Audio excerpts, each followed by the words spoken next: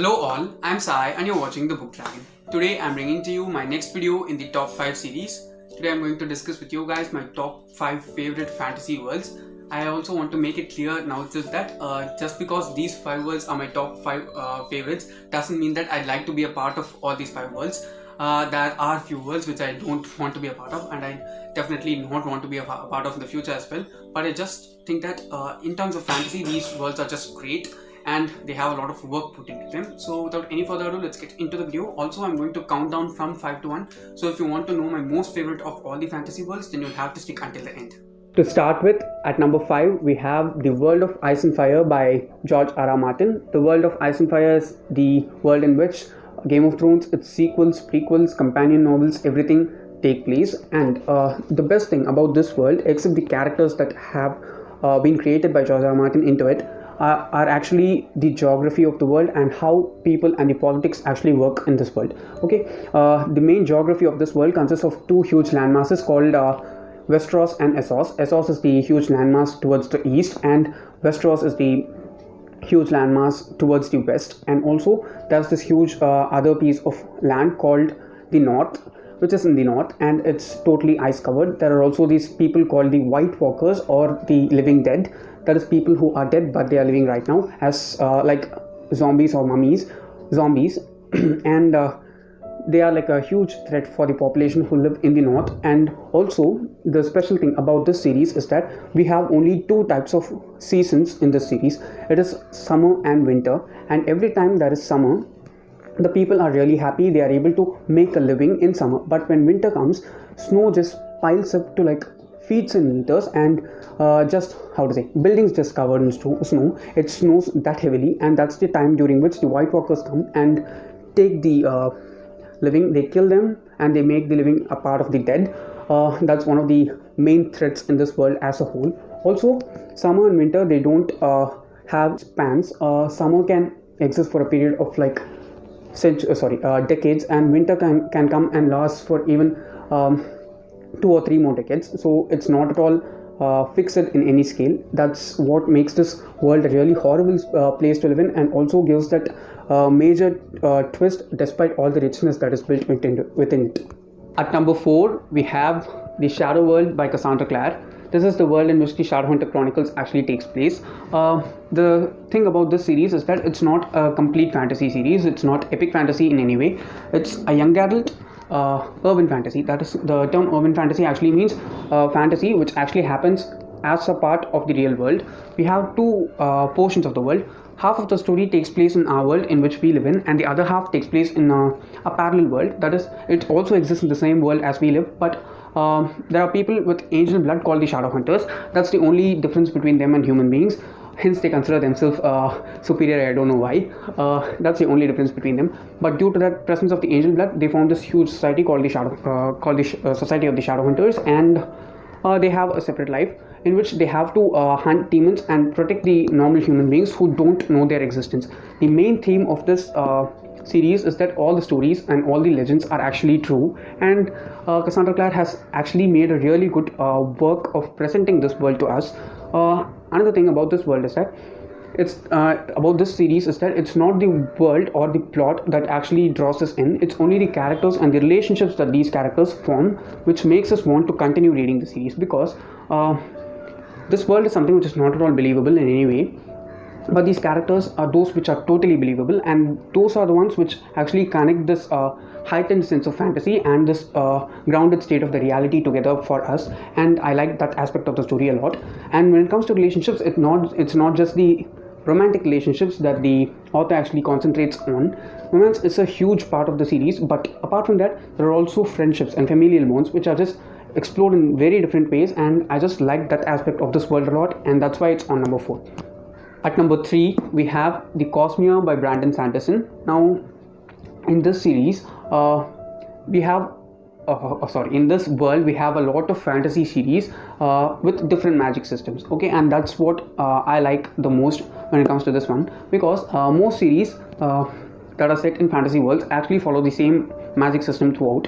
But the thing which I like a lot about this one is that the magic system actually varies depending upon each and every series. For example, in this one, the magic is actually of that given by people whose bodies actually stop working in a normal human way, and they are essentially just walking corpses, but that's what the magic does to them. It's like a toll that the magic takes on them, yet it gives them the power.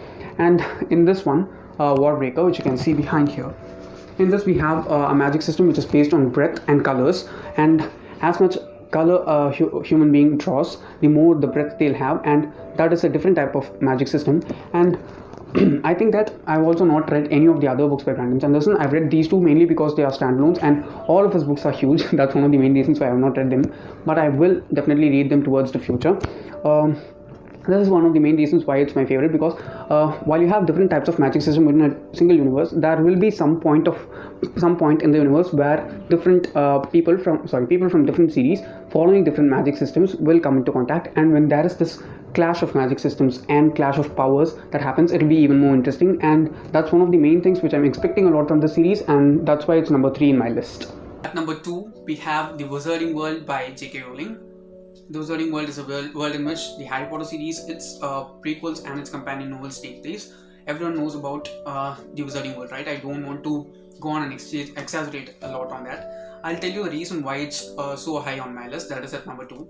It's mainly because I'm not saying that all the other series are less in any way. They are objectively really better compared to Harry Potter, but subjectively this is a bit higher on my list, mainly due to the fact that it is such an immersive experience reading Harry Potter. Okay, the thing about this series is that anyone, okay, who likes fantasy, if they start reading this, I'm sure that they'll become a part of the story. Okay, because that was my experience reading the books.